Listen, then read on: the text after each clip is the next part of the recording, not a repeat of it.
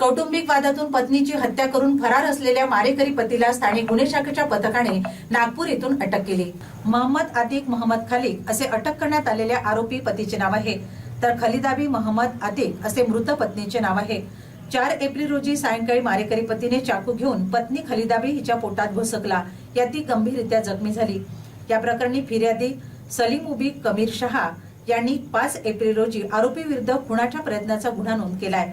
पुण्यातील जखमी खलिदाबी ही 10 एप्रिल 2024 रोजी उपचारादरम्यान मरण पावली। त्यानंतर आर्णी पोलिसांनी गुन्ह्यात भांडवी कलम 302 प्रमाणे कलम वाढ केली।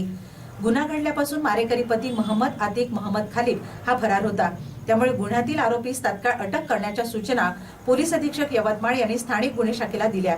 दरम्यान आरोपी मोहम्मद आतिक माडा कॉलनी उपलवाडी नागपूर येथे असल्याची गोपनीय माहिती स्थानिक गुन्हे शाखेच्या पथकाला मिळाली।